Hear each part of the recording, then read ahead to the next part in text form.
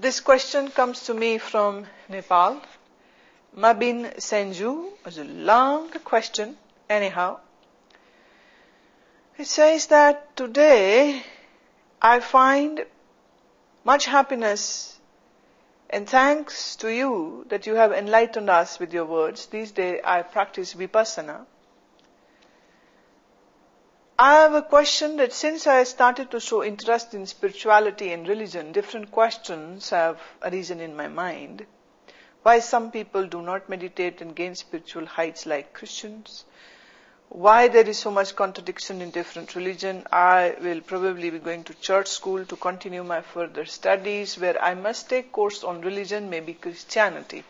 Can I benefit from the praying, studying religion like Christianity, etc., while practicing Vipassana, which is a teaching of Buddha?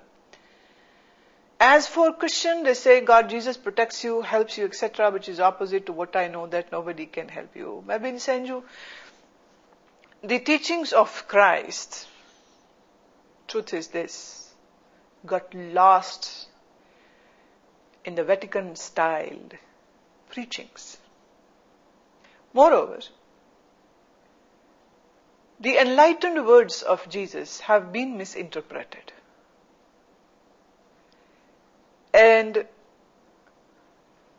you would be really shocked to know this, that Jesus himself practiced Buddhism at one time when he was in Kashmir. He stayed in a monastery. There are many researches now. If you check on the internet, you will find that, definitely. Although the Christianity and Vatican denies it totally, but there is a parallel line of those scholars and researchers who have their own proofs where they say that Jesus himself studied in a Buddhist monastery. And when he went back to his homeland, he used those teachings in his own way, which it should be.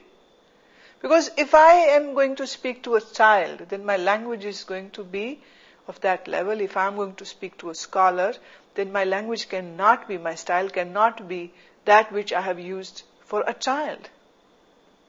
Similarly, the people around Christ were simple people, ordinary people, cobblers, fishermen, farmers, daily wage laborers. And Jesus is talking to them. So Jesus had to dilute everything. But the Christian mysticism is absolutely, firmly going to speak the same language of what a true enlightened person should be, meaning that those teachings are not different from Vedanta or from Buddhism maybe. For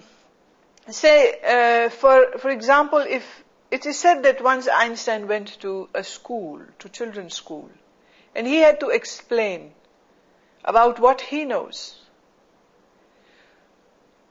He had to really modify his words, his gesture, his body language, so that he can relate to the kids. But that doesn't mean that if someone sees Einstein talking to kids in that kiddish language, and someone thinks that, well, Einstein is very kiddish himself. Well, he isn't. Einstein is Einstein, but the methodology has to be changed as per the caliber of the audience. So if you really have to study Christianity, I believe that your choice should be about the mystics of the Christianity. Well, there you won't find any dilemma. And you can easily, as per my opinion, you can easily incorporate your Vipassana practice along with the study of religion. And whatever differences which you see in between the religion is not because that truth is different or God is different.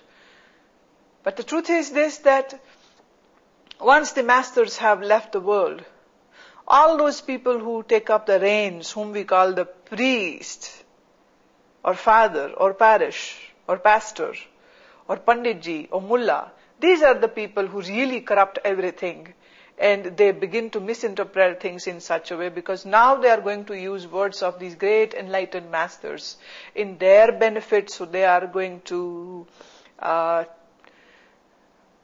not only misinterpret, they really mess it up. And that is reason from time to time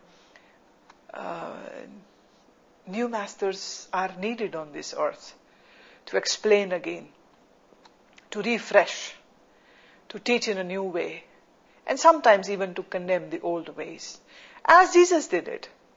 Jesus is thought to be in the lineage of Moses. Let me tell you, Jesus was a born Jew, right? And the Jews would follow the sayings of Abraham and Moses. And what did Jesus do? He said, I have come here to refresh, to give a fresh opinion, to give a fresh light on what Moses said. There is one beautiful saying of Jesus. I was there even then when Abraham was not yet born. I was then present when even Moses had not yet born. And me and my Father are one. If I see it in light of Vedanta, then it is just a simple exposition of the Mahavakya of Veda, which says, Aham Brahmasmi. I am God. Maybe I think so you continue doing your Vipassana. And this is indeed true. It is not matter of faith. No one can redeem you. You can only be your own redeemer. A lot of these theories which have been concocted about Jesus, my logical mind and my intellect doesn't accept that. Everyone has to work on themselves. Masters are there to show us the path. No master can gain moksha or salvation for us. We have to search our path and we have to walk on it.